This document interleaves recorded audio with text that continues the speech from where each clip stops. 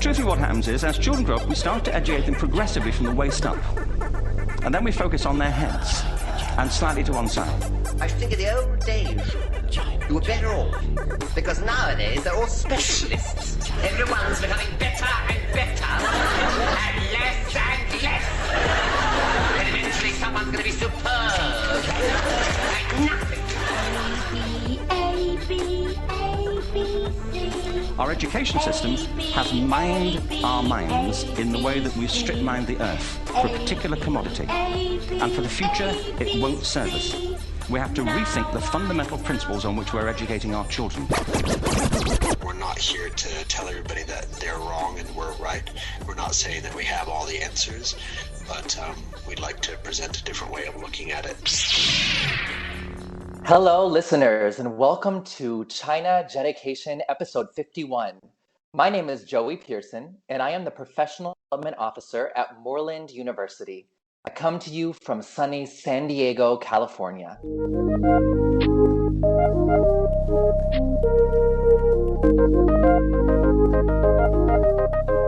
Mr. Pearson, it is wonderful indeed to have you on China Jeducation show here in the studio today, connecting with you from China, South China. It's sunny here, all the way to you in California.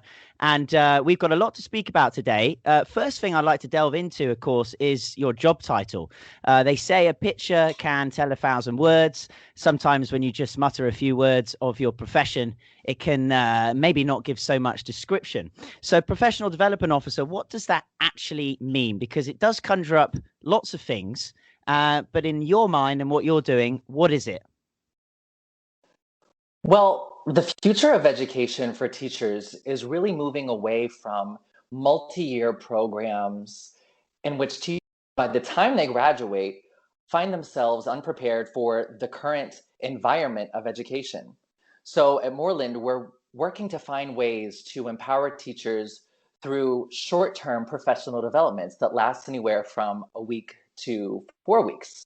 And in my role as Professional Development Officer, I have the honor and the privilege of guiding our efforts to create responsive and engaging and transformative professional development programming that really takes into account the needs of teachers around the world. As the Professional Development Officer, I not only help to develop our coursework, but I do the administrative tasks. I work with our teams across the university to make sure we're all in alignment. And I even have a hand in our university blog, the Beyond Borders blog. Whoa. Okay, so that is quite, hey, how about that, listeners? One of the best, I think, responses to exactly what is your position and what does it entail. There's a lot in there to chunk down, and boy, do we like to chunk it down here at China Jedi. I got to start off, first of all, with my feeling. Thank you for that, Joey. That's really nice and clear, but there's a lot to that. But my feeling about, as a teacher, what PD, professional development, the acronym, of course, for that comes into my mind as, and there's good and bad to this. There's the dark side, right, and the light side. Not to get all Star Warsy on you, of course. The dark side is PD, and there's CPD as well, continuing professional development. And as a teacher, it can kind of be taken as something that, like a tick box exercise. Oh, here we go again. It's that classic, when you say to a teacher, well, professional development's coming up, that big sigh. And a lot of people can feel it's a lot of waste of time. It gets a bad rap, quite frankly. And I'm sure you know what I'm talking about as a professional development officer. And I think as this story goes along, listeners, and as we talk more about what Joey and what you're doing over at Teach Now with your PD programs, I'd really like to touch on how we get away from this kind of bad rap thing. Right. Well, when we think about professional development as teachers, of course, we do have that sort of choral moan, because usually professional development is this passive, dull, ineffective experience away from which we walk without anything useful to apply in the classroom. Usually it's some sort of an injection style PD, right? Where we go in, we listen to an expert, we get excited maybe about a new technology, a program, or a strategy, but ultimately we have no follow through with applying it in our own classrooms. And so at Moreland, what we've done is we've completely renovated the professional development experience in alignment with what we know works for teacher preparation. We use our activities-based collaborative model to create professional development environments in which teachers come together to solve problems that are relevant to their needs. We're constantly in communication with our more than 22,000 sort of alumni network, where we are able to take the pulse of teachers and determine what it is that they need in order to find success and to promote student achievement in their classrooms. And using that data, we can then go back and design collaborative experiences that are facilitated, of course, by our expert faculty, but ultimately that are driven by teachers and their needs, such that over the course of a week, 2 weeks, or 4 weeks, they have the experience of learning, adapting, and ultimately applying whatever it is that we are covering in that professional development to their own classrooms. I think it's also important to note that these professional developments don't require you to go and sit passively anywhere, even in front of your computer screen.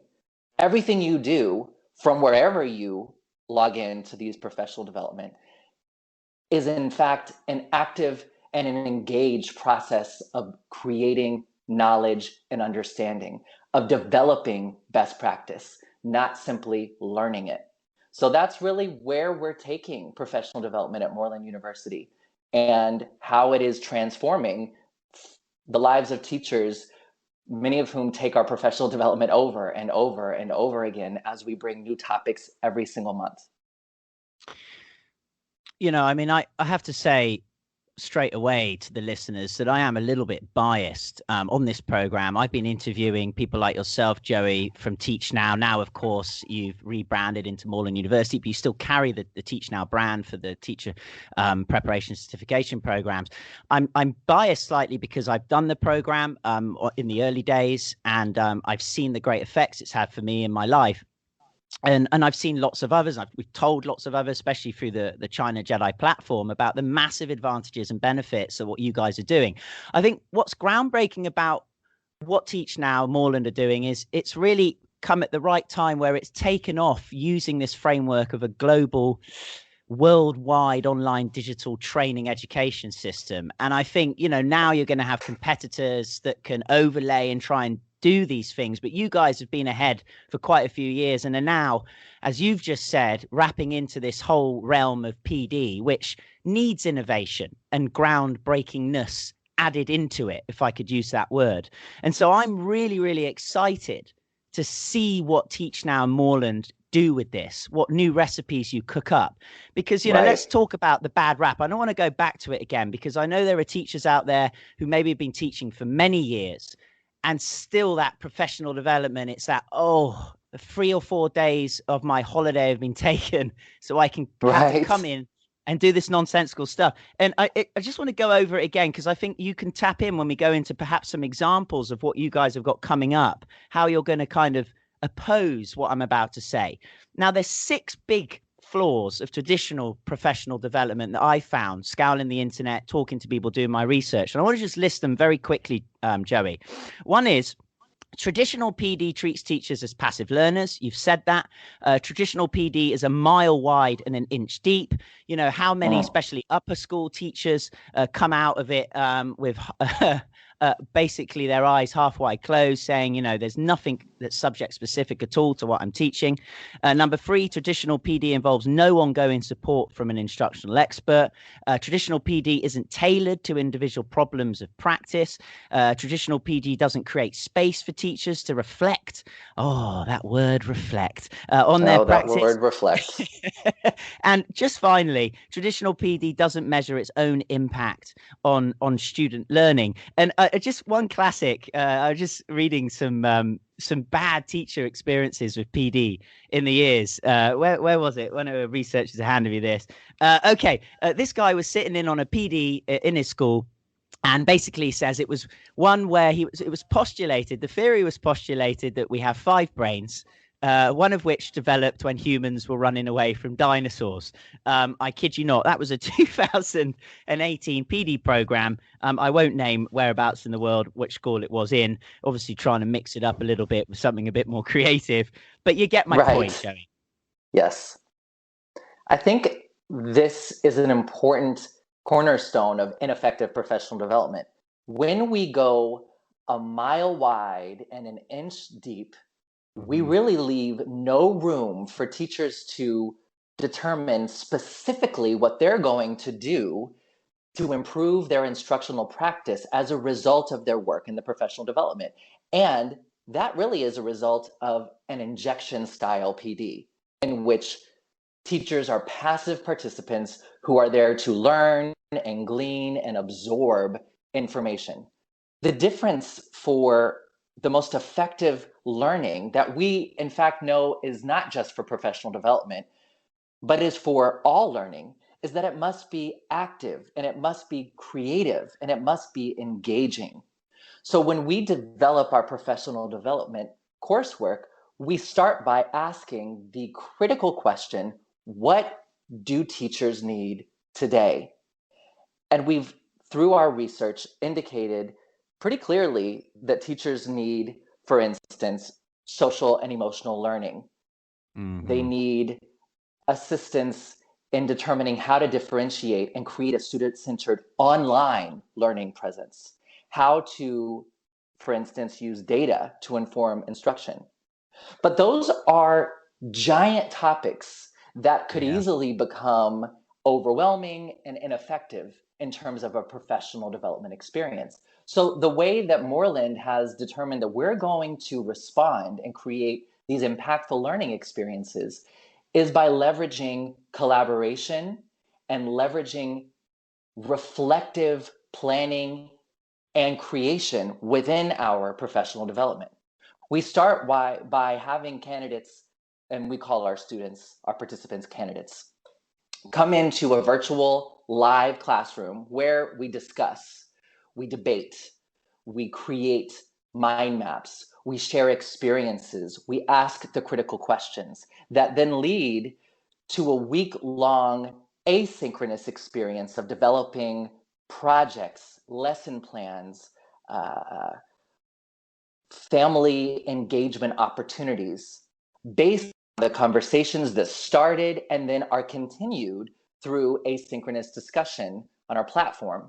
We provide the activities, we link in the most important research, articles, tools, and we then provide feedback so that at the end of the day, anyone who takes our professional development has something that is meaningful and relevant and applicable in their classroom that next day.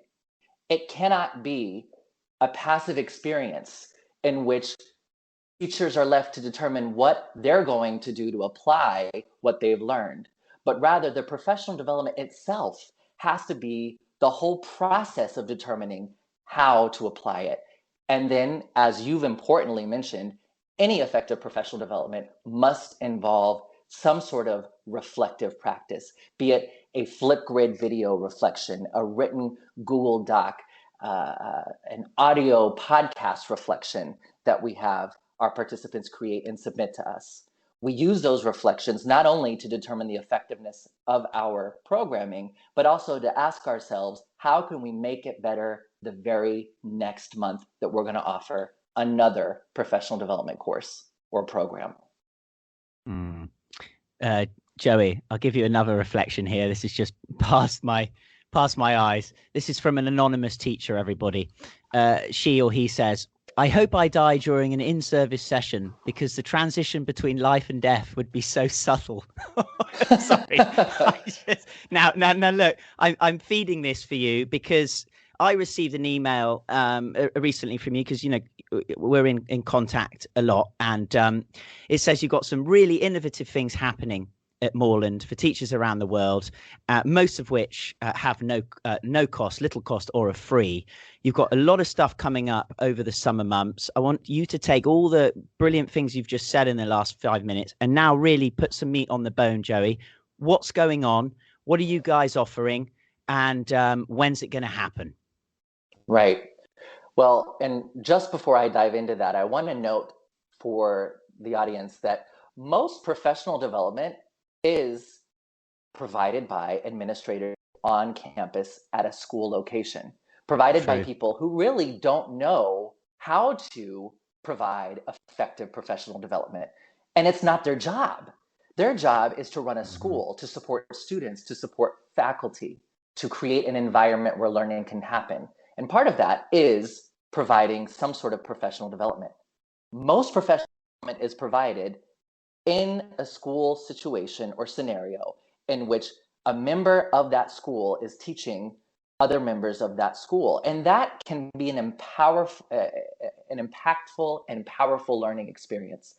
But what we're striving to do through our summer programming is to get teachers from around the world together with the guidance of our faculty to learn and to grow in their personal practice according to their own goals. So we're doing something brand new here at Moreland by having what we're calling a content conference. In fact, we're having two of them. In May, we're having a content conference for teachers of science, technology, engineering, arts, and math. Those are called STEAM subjects. And we're also working with teachers of physical education as a part of that larger scientific community. Then in June, we're going to come back June the 15th and have another content conference with teachers of humanities languages. Now, a content conference for us is very similar in nature to our other professional development opportunities in that it's not a series of lectures, but rather it's a workshop that has a keynote address by an expert in the field who's done research around the learning that takes place in STEAM and physical education, and then in humanities and languages. And then during the following week, it's asynchronous collaboration, wherein teachers work together to take what they've learned in the workshops, in the keynote address, in the research, and they're going to develop interdisciplinary unit plans or project plans that they can immediately apply in their classrooms or apply in the fall when school comes back here in the United States, for instance. So these content conferences really address that issue that you brought up of being too general, professional development that's just too generalist. These are our attempt to find ways to provide content-specific professional development, but yet still rely on the interdisciplinary collaborative power that comes from bringing teachers together in a synchronous and an asynchronous space for professional development. That's sort of our first two opportunities this summer. Okay, and I mean, again, I just like to say to the listeners, this is not something new in a way. I know this is a new thing you're launching, Joey, but Teach Now Moreland have been doing this synchronous, asynchronous, online, digital learning, collaborative work around the world for many years now, since you guys kicked off in 2013, 2014. And of course, it's grown humongously. But the point is, your template's there, your knowledge is there. And, you know, as a former candidate, I can say this is what we do when we've done the teacher certification programs. I've recently graduated. I did the Masters in Educational Leadership program, the 1-year program. And that's what you're doing. You're connecting with people all over the world who are teachers in different positions, and you're working together. And you're putting forward your strengths, and you're also improving your weaknesses. And what's interesting, I read a study. We like to do our research before we speak to professionals like yourself, Joey. And one of these studies, one of these, we're not just a podcast, listeners. One of these studies, if I can find it, I've got paper absolutely everywhere. Thank you, my wonderful research team. This was an article promoting collective teacher efficacy in schools in China and the role of professional learning approaches. And what they were doing is they set up an experiment where we're looking at 3 different modes of professional development learning. One was a lesson study type model. Another was an action research type model. And the other one was that normal traditional approach. You know, Joe Bloggs comes in, gives a nice lecture and leaves and never sees you again. And what was interesting is in this study, they found that, and I guess not so surprising as you're saying, the lesson study and the action research approach that didn't just end on that day, Joey, that carried on with the participants still connecting, still collaborating, still improving, still enhancing, and reflecting over the coming weeks and months, actually, as that went on, setting up projects together, and not just within the school. So what we're seeing here is a real organic evolvement, I think, of putting our heads together and our hearts together of teachers and creating a much more, I would say, natural way of developing professionally. Right. Well, we know as teachers how students in our classrooms learn. We know that we can no longer become professorial lecturers and expect for our students to care. But yet, within the realm of professional development and teacher development in general, we continue to have these irrelevant, antiquated practices around professional development, and it stops now. Moreland, when we began our professional development in earnest at the onset of the COVID-19 pandemic in 2020, decided that we were going to change the way professional development is done. And we were going to tap into the knowledge that we have about how teachers learn best to create a program that would support teachers. And since then, we've had more than 5,000 enrollments in less than a year in our no-cost professional development, because teachers not only see the value of what they're doing, but they spread the word. We have district superintendents in our professional developments learning about the important practices that we are bringing to the table at each of our discussions within the synchronous live classroom and the asynchronous discussion forum. I can't tell you how many district leaders, school principals, counselors, deans, professors I have met as a result of what we're doing, as these school leaders seek out best practices in supporting the teachers that they are responsible to. So in essence, you're right. Teach Now, that later became Moreland University, knows what we're doing with regard to teacher preparation and engaging online learning.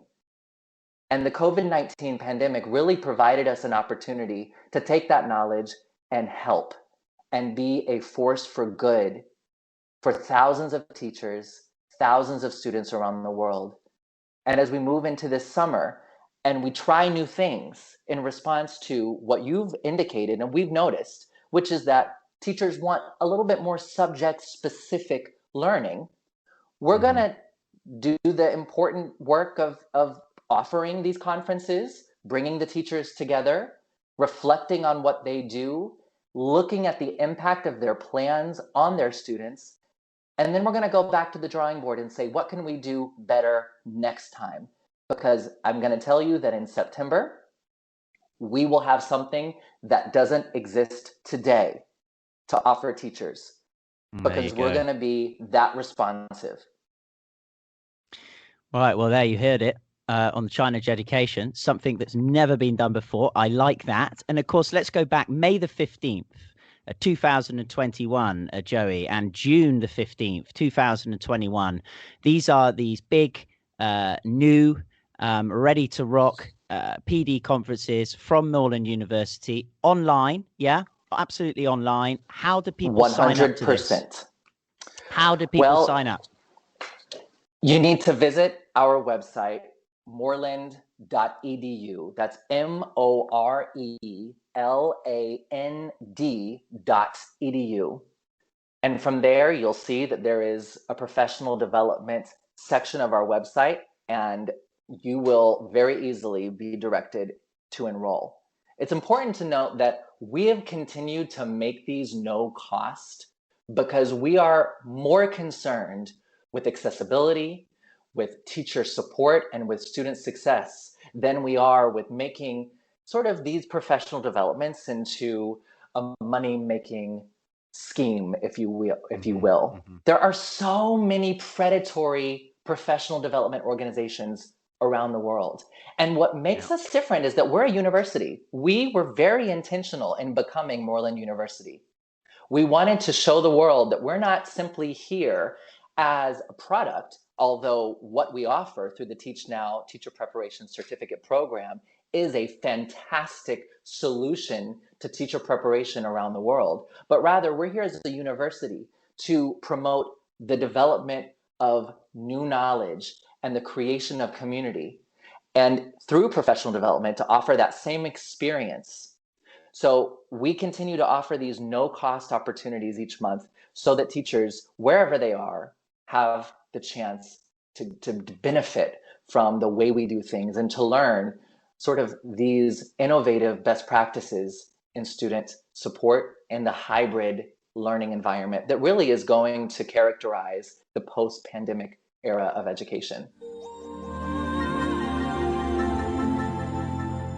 Are you looking to further your career in education? Teach Now offers a convenient online teacher preparation and master's degree program completed anywhere in the world. Reach now for Teach Now. Ain't no time for defeat now. Teachers, get off your seats now. Future generations need you now. Work with people all over the world in a collaborative, activity-based teaching environment. To learn more, visit teach-now.edu. Expertise that is really outside of the box. A couple of things, practical nature on that, Joey. A lot of people, when they do PD, even though it might be completely useless, it can be useful for one thing, and that is they can get continuing credits, can't they, that they can go to use Correct. to renew their license. I mean, of course, that shouldn't be what PD is just all about. But in terms of you guys, I know you've been offering free professional development sessions on many things over the past year. These ones coming up, the conferences, can they be used as a Absolutely. Right. Okay. We so we are not we're not, what's the word, ignorant to the most sort of prominent reason for which teachers take professional development. They take professional development to renew their teaching credential. And so for successful participation in any of our no-cost professional development, which means that candidates attend the live virtual events, in this case, the conference, then they complete the activities. Afterward, they'll receive a certificate of completion from Moreland University that lists the conference topic, the date of completion, and in the case of this content conference, a 1 CEU award, which is around 15 hours of work is what we how we align that. But we all are also offering professional development that offers more than 1 CEU later in the summer as well. Okay. So it's a win-win. You get high quality, innovative professional development, connect with people all over the world. If you join May the 15th, June the 15th, these are the big dates coming up, and you can get a CEU on it. And as a win-win-win, gosh, a win-win-win, it's completely and utterly free. Now, the other thing is, if I'm over in China, and of course you're over in San Diego, I think there's a 15-hour difference now. Joey, I'm ahead of you in time, and you're back in time, which makes no sense. Which should prove to all the listeners, that time is merely an illusion. It's not real. Wrap your head around that. I'm sure the scientists listening have done. But basically, are they going to be able, people like myself, if we can't get on at that time, will there be a recorded session of these events? How's that going to work for the, out of time people? Right.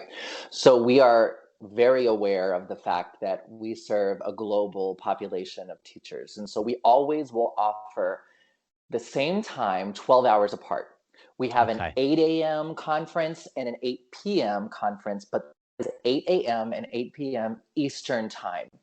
That means that you have to look at the time wherever you are, be it in, Bangalore, be it in Santiago, be it in, Beijing, and determine how that fits into your schedule. And I got to tell you, teachers, when they see the value of this, they get up in the middle of the night sometimes to attend the 1 hour synchronous session.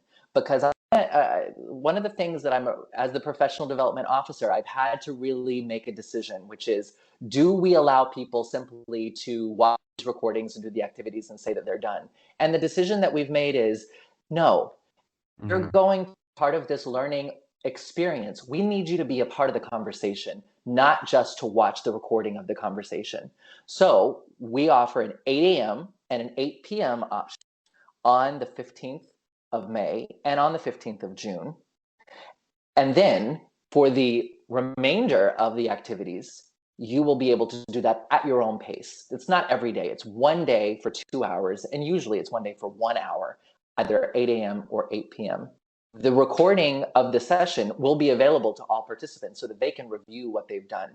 But usually we try and promote sort of engagement and active participation and ask that people come and be with us in that session and in that space for that 1 or 2 quick hours of virtual session.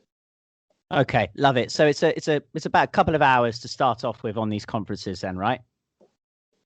2 hours of synchronous workshop collaboration. Okay. We'll do a quick keynote from Dr. Beatriz Pacheco, who is going to talk to us about the human digital brain and her book and how she sees literacy and really learning changing as a result of tablets and the internet and the way that students interact with information. So that'll be a quick keynote, which will help inform what we'll talk about within our workshops. But then thereafter, everything else is individually and asynchronously on the schedules of the participants.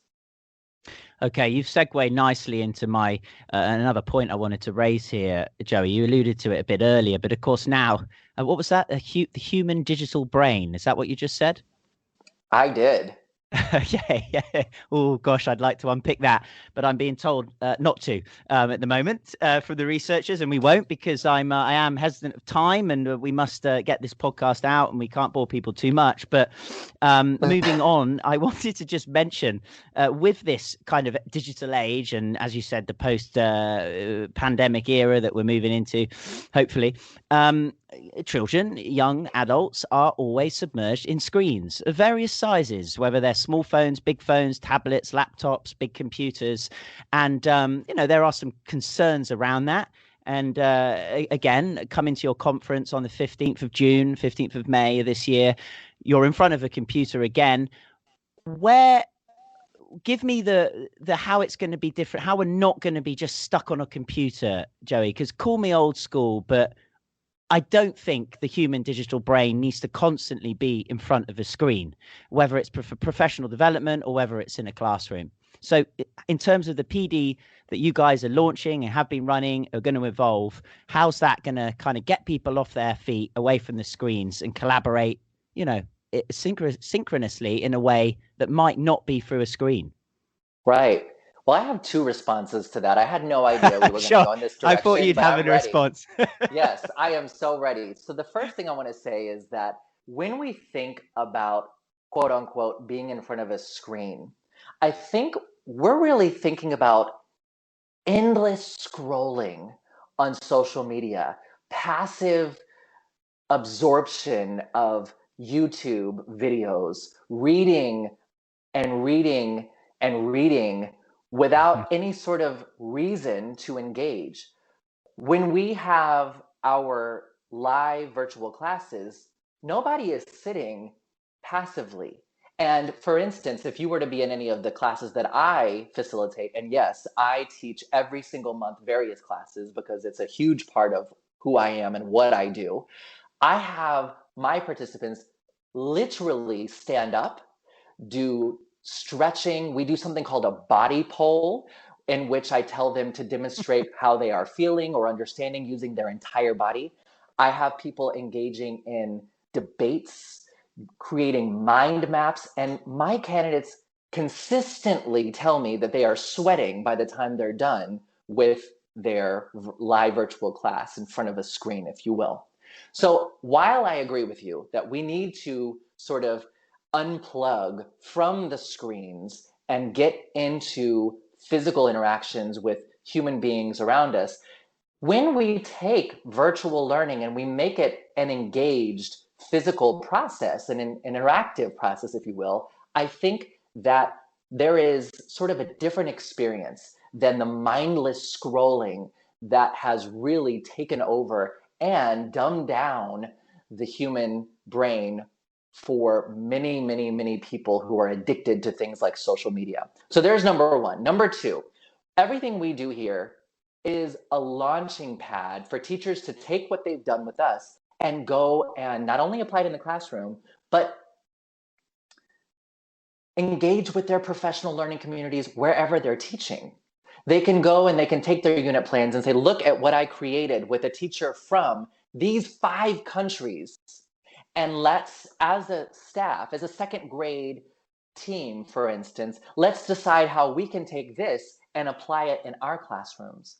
So I think the conversations that we start in our professional development, though it may be in front of a screen, really leads to more dynamic and meaningful discussions with colleagues in the school building, with students in the classroom, and even with families as we go back to an in-person and, importantly, a hybrid learning environment.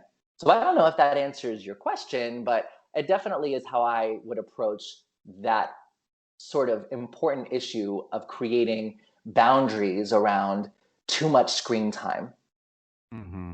Well, I mean, as James Bond would say, Joey, splendid. So moving on from that, I have to say, and great answers there. And I think it made me also think to myself that because of the nature and how you're harnessing technology and connecting all of us around the world through the Moreland platform, Teach Now platform, the fact that you've got a screen in front of you, as you said, it's almost like being in the same room in a way. You are interacting, you are giving your opinion, you are listening to your peers. And so I think in a way, the screen can kind of, it's a portal, isn't it? Because I can't be in San Diego and you can't be in China. Yeah. If we as a society take seriously the need for social and emotional health, we think about the way that we're using our time, we think about the way that we're engaging with people virtually and physically, then we can create boundaries for ourselves. And the issue won't be that, for instance, the professional development is in front of a screen and therefore it is dangerous, but rather that we are going to decide that for this opportunity, we're going to get in front of this screen, engage with these people, become part of a learning community online. And then afterward, you know what? I'm going to go outside and I'm going to get in the sunshine, or I'm going to go and I'm going to engage with people at a cafe safely with a mask on, social distance, etc. It's about creating healthy boundaries in life and recognizing where technology empowers us and where it limits us. And yeah, there's an advantage for you already. You might have a screen in front of your face, listeners, doing all this worldwide professional development, connecting and collaborating, but at least you won't be in a physical room with someone physically having to put a mask in front of your face. So what's a bit better? Right. I'd probably go with the online thing for now, and hopefully these things on our face will come down as soon as possible. Now, just a few things before we finish. A lot of people who've had bad experiences, and again, lots of our listeners, I'm sure, have had good, bad, in between. You know, that's just the color of life. There was one kind of quote that I really liked by one of these teachers, and she was saying, you know, about the whole idea of professional development. She says, however, I wonder whether there are even more important things to worry about first, apart from professional development. I'd start with worrying about whether schools can provide teachers with a stable curriculum, with assignment to appropriate classes, with a healthy approach to workload to give teachers the space to think about their teaching, and of course a culture where teachers can teach and are encouraged to get better at teaching on their own. So of course every school is completely different. And again, I want to adjunct this to another quote I read, which kind of marries in with this. And it says, professional learning needs a strong school culture to take root. Again, that word culture, which we'll come back to in a minute, Joey. Teacher openness to feedback, a sense of collective responsibility, school leadership support for both instructional improvement and the chosen PD makes a big difference in bringing about student gains. Now, the two key words I want to just finish off here and put across to you, Joey, get your thoughts on this. And I know we need to be a little bit quick. Is the two words that come to mind when I read that, and I've been listening to everything you've been saying and doing my own research, is collaboration. Number one, collaboration is absolutely key in today's world. And you know what? Even if you don't go on the Teach Now professional development conference, collaborating with your peers, with your other teachers in your school, that's what needs to be happening. And if there's not enough space, and I've had this experience where you can go and chat to your teachers, fellow teachers, to see what's going well, see what's not going well, then that school's got an issue.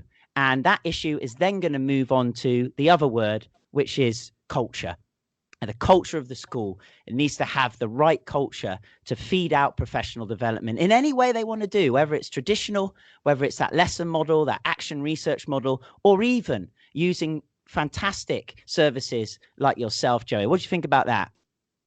Well, I think that you're really defining in a roundabout way the importance of a professional learning community, that we as professionals in the educational sphere need to rely on one another, not only for the important work of improving our practice, but also for the work of building a network of folks who can support us and who can help us to support students. So I agree with you that these professional learning communities that we develop with our colleagues in the brick and mortar schools where we work, they need to be our primary collaborators.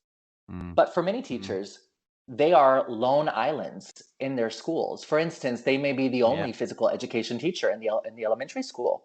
They may be one of 2 or 3 world language teachers of the language that they teach in their school. So when we think about the value of collaboration, I think that is an important benefit of virtual community, that we can create community, collaborate, and develop knowledge with people wherever they may be in the world based on common needs, preferences, and circumstances. No longer are we limited by the physical space between us, but rather we are empowered by the technology that brings us together.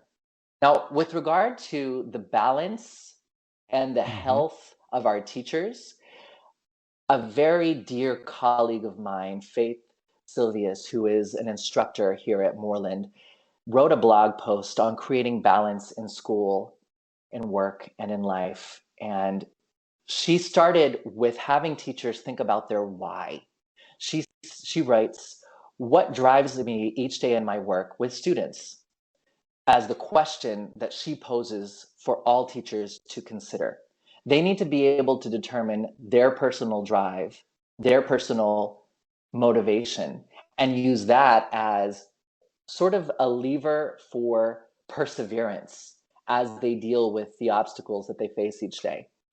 She goes on to list a number of steps that I won't go into now, but I think it's important that we create balance and that we be mindful in the way that we're balancing our work, our personal lives, our physical interactions with people, our virtual interactions with people, so that we can be the healthiest human beings possible.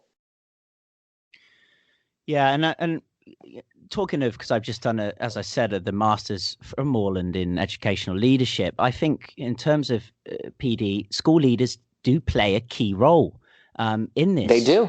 Joey, on the ground. You know, we're all on the ground, whoever's listening, teaching, or whatever form of education you're working in.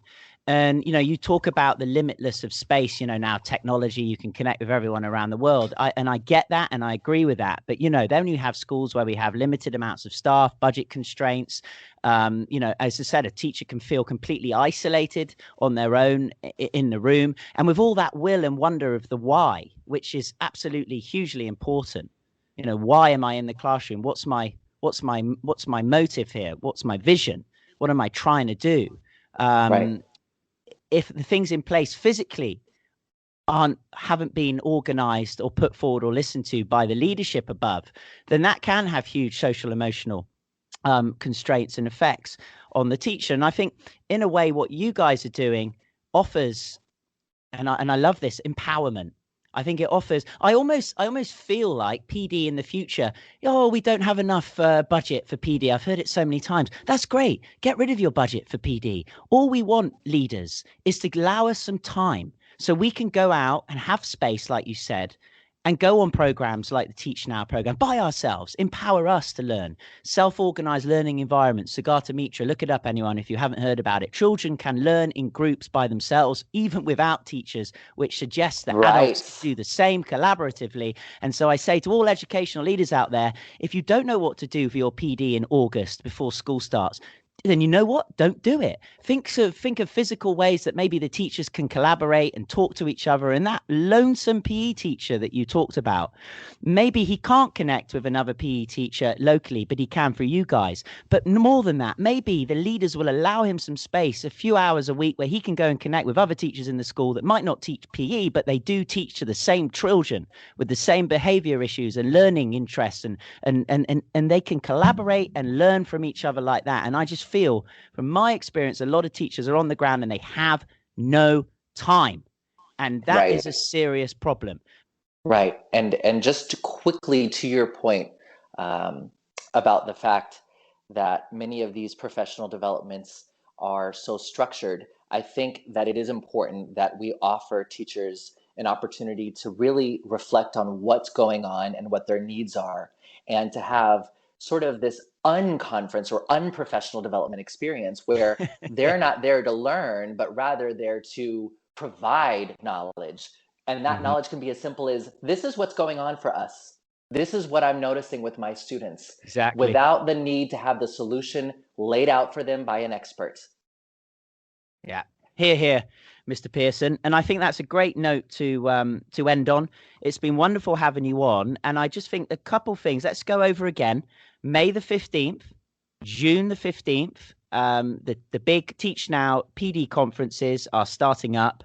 And so that's about 1 week away from now, and then a bit over a month away for the June one. You can tap in at different time zones. There's going to be lots of asynchronous, synchronous keynote speech, real, as Joey has talked about, proper professional collaboration. And you know what? Like he says, you might not have all the answers, but by gosh, organically, when humans get together in an environment like that online, I bet a lot of answers will just naturally evolve. Right. Absolutely. And that's, Chris, that's said like a true Teach Now graduate. Right. And I've got to say, I want to plug one more thing here, Joey. And that, of course, is we're all artists. We're all creating here, whether we're teachers or whatever we're doing in this physical, third-dimensional world that we're all in at the moment in this time. And, of course, you are a wonderful musician. Thank you. Yeah, I've got to say, because you've just launched your album. Just tell everyone the name and where they can listen to it, because I think it's worth a listen. And I said, I'm a musician myself. When you create, it's a lot of heart in it, and I think really that should absolutely be put out there. Absolutely. The album is A Place at the Table. And I'm sure that if you were to think back to the things that I've said during our chat today, that you'll find that it's a lot about having a place at the table. And you can hear these songs anywhere music is streamed, including Spotify, Pandora, Apple Play, iTunes, YouTube, Amazon Prime, anywhere. A Place at the Table, Joey Pearson. There you go. And there is a place at the virtual table for all of you. May the 15th, June the 15th, 2021, Teach Now's professional development conference coming at you all around the world. And if you don't get there and you're listening to this podcast with Joey and myself in the future and the dates have gone past, then absolutely go and connect again with Moreland University. Give out the web address one more time, please, if people listen to this in the future.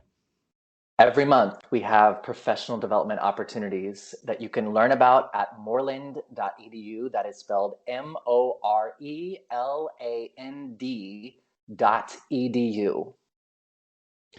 Wonderful stuff. Thanks, Joey. And to everyone to everyone out there who will take part in these conferences, really enjoy them. They're wonderfully collaborative. Again, I've been there, I've done it, and I'm going to try my best to log on if I can find the time. But if not, as you said, every month there's stuff going on. And as always, This is China Jedi, people. If you're an English-speaking teacher from anywhere in the world and you have a bachelor's degree but need an official and accredited teaching license to get a job, get a visa to teach abroad, or most importantly to learn all those things you wish you knew before you stood in front of 30+ students, then reach now to Teach Now and secure a professional US District of Columbia license in as little as 9 months. Online in no time, low cost, high quality. Teach Now. Get in the game. Immediately receive a $100 discount off your tuition by signing up to the Teach Now program via the link www.teach-now.edu/China Jedi. May the smile be with you.